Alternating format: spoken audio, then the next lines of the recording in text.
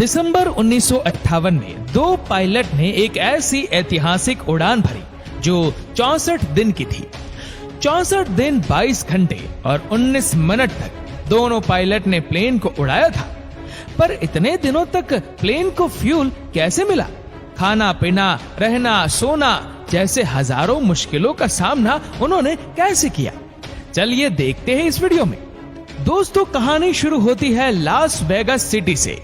यहाँ जूडी और वारन बैली ने मिलकर एक आलीशान होटल का निर्माण किया था और उसका नाम रखा हंसिडा होटल। इस होटल की खास बात यह थी कि ये सिटी के शोर शराबे से दूर एकांत में था और यही खूबी हंसिडा होटल की सबसे बड़ी कमजोरी बन गई। सिटी से दूर होने की वजह से टूरिस्ट का आना जाना बेहद कम हो गया था, जिसके कारण होटल के मालिक को बहुत ही नुकसान हो रहा था। इस होटल को जरूरत थी एडवर्टाइजमेंट करने की, ताकि लोग इसके बारे में जाने, इसके बारे में बात करें और होटल वालों को मुनाफा हो।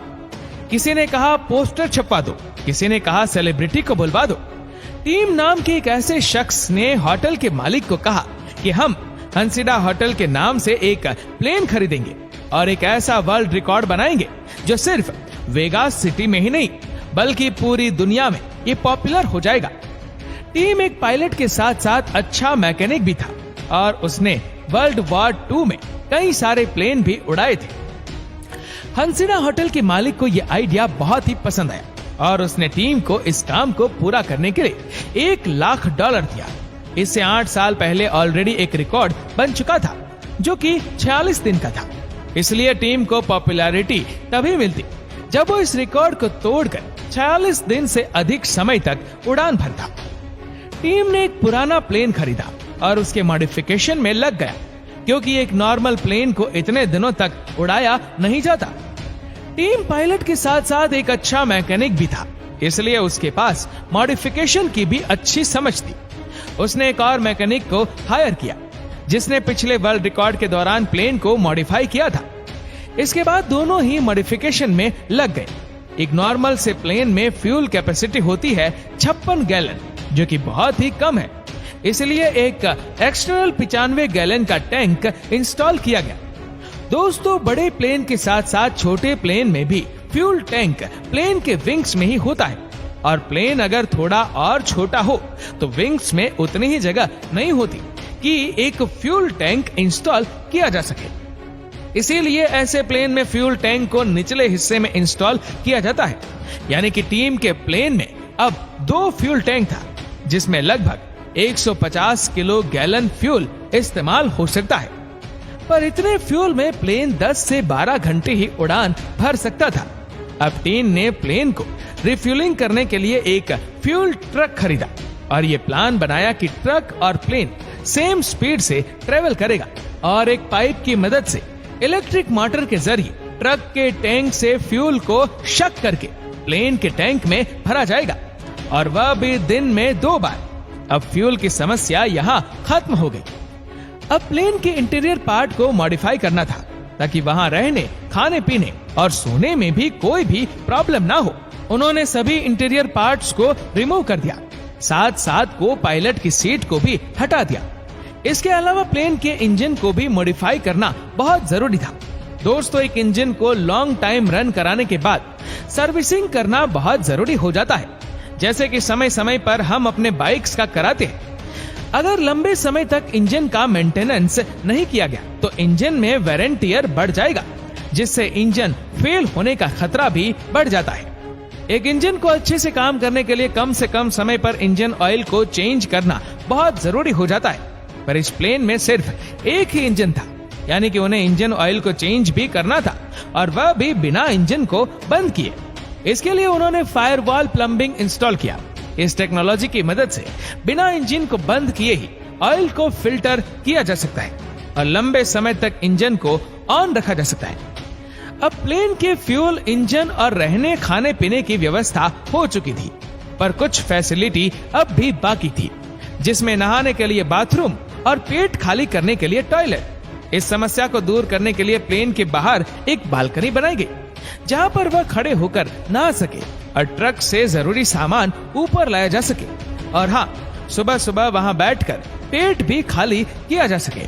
यह मॉडिफिकेशन 1 साल तक चला और उसी समय एक बैड न्यूज सामने आया। उसी साल 1958 में 46 दिन का रिकॉर्ड किसी ने तोड़ दिया था और ये बढ़कर 50 दिन का हो चुका था। यानी कि अब टीम को वर्ल्ड रिकॉर्ड बनाने के लिए 50 दिनों से अधिक समय तक प्लेन को उड़ाना था और कुछ ही दिनों में प्लेन का मॉडिफिकेशन भी हो गया। टीम ने कई दिनों तक प्रैक्टिस की, पर हर बार वह किसी न किसी प्रॉब्लम में फंस जाता और फाइनली उसे यह एहसास हो गया कि बिना को पायलट के इस रिकॉर्ड को तोड़ना नामुमकिन है। अब टीम को पायलट चाहिए था, कोई ऐसा पायलट जो अच्छा मैकेनिक भी हो, ताकि जरूरत के हिसाब से वह सिचुएशन को हैंडल कर सके। ऐसे में जॉन कुक सामने आया, जो टीम की तरह अच्छा पायलट और मैकेनिक भी था। फाइनली 4 दिसंबर 1958 को शाम के करीब 4 बजे हसींडा होटल उड़ान भरा। सब कुछ ठीक चल रहा था, समय गुजरता गया। प्लान के मुताबिक हर रोज प्लेन 2 बार अपने ट्रक से मिलने जाता, प्लेन में फ्यूल भरता और एक टोकरी में एक दिन का जरूरी सामान जैसे कि खाना पीना, कपड़े, साबुन प्लेन तक पहुंचाया जाता। हसींडा होटल में खास दोनों पायलट के लिए पौष्टिक खाना बनाया जाता ताकि वह बीमार ना हो। कम से कम 51 दिनों के लिए तो बिल्कुल भी नहीं। इसके अलावा उनके कपड़े भी यहीं पर धुलते। पर स्वस्थ रहने के लिए सिर्फ अच्छा खाना ही नहीं होता, बल्कि साफ सफाई और एक्सरसाइज का भी ध्यान रखना पड़ता है।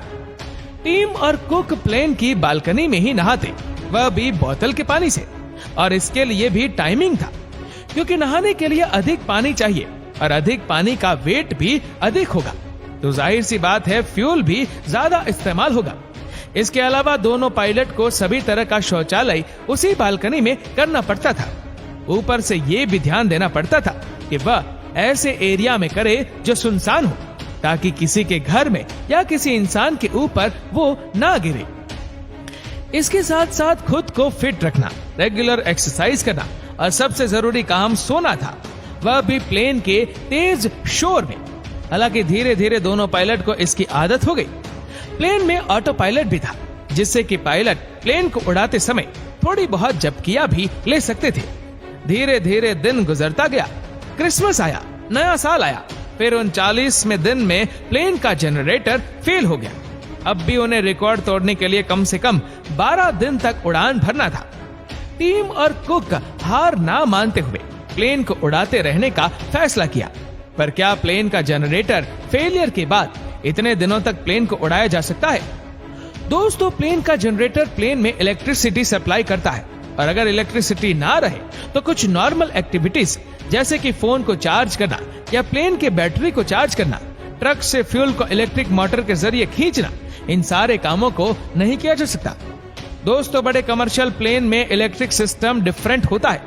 टीम और कुक को रिकॉर्ड तोड़ने के लिए अब भी 12 दिनों तक उड़ान भरना था। जनरेटर फेलियर के कारण अब वो इलेक्ट्रिक मोटर का इस्तेमाल करके ट्रक से फ्यूल को खींच नहीं सकते थे। अब दोनों पायलट को मैन्युअली अपने हाथों से दिन में 2 बार फ्यूल को खींचकर पूरा का पूरा टैंक भरना था। इसके लिए उन्होंने हैंडपंप का इस्तेमाल किया। इसका मैकेनिज्म एकदम सिंपल था। पहला पाइप ट्रक के टैंक में होता था और दूसरा प्लेन के टैंक में। इसके बाद मैन्युअली प्रेस कर करके फ्यूल को ऊपर सक किया जाता था, यानी कि अब भी प्लेन उड़ सकता था। बस मेहनत थोड़ी सी बढ़ गई थी। और फिर 23 जनवरी को 50 दिन का वर्ल्ड रिकॉर्ड टूट गया। पर टीम और कुक अभी रुकने वाले नहीं थे, क्योंकि उन दिनों रिकॉर्ड बनाने और तोड़ने का होड़ सा लगा हुआ था। 1935 में 27 दिन का रिकॉर्ड, 1939 में 30 दिन, 1949 में 42 दिन, और फिर उसी साल 1949 में 46 दिन, और फिर 1958 में 50 दिन का वर्ल्ड रिकॉर्ड बनाया गया, और इसे भी टीम और कुक ने तोड़ दिया। अगर वह 51 दिनों में ही लैंड कर जाते तो 1-2 साल बाद कोई ना कोई उस रिकॉर्ड को तोड़ ही देता। इसलिए उसने सोचा कि वह इस रिकॉर्ड को ऐसा बनाएंगे जिससे कई सालों तक कोई भी तोड़ ना सके। इसी सोच के साथ जब तक पॉसिबल हो सका वह प्लेन को उड़ाते रहे। एक एक करके सभी इंस्ट्रूमेंट जैसे कि generator, tachometer, auto pilot, cabin heater, landing light, electric pump सब फेल होता गया, और फाइनली दोनों पायलट ने हार मानी। जो प्लेन 4 दिसंबर को उड़ान भरा था वह 7 फरवरी को लैंड किया।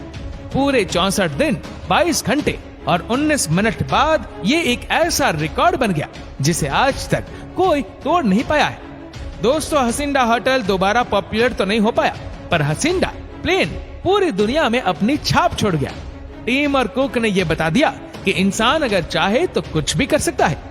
इस वीडियो को लेकर आपकी क्या राय है, नीचे कमेंट करके जरूर बताएगा। और अगर आपको वीडियो अच्छा लगा हो तो इस वीडियो को लाइक करेगा, शेयर करेगा ज्यादा से ज्यादा लोगों तक, और ऐसी ही और भी रोचक जानकारियों के लिए सब्सक्राइब करें हमारे YouTube चैनल को और Facebook पर फॉलो करें हमारे पेज को। धन्यवाद।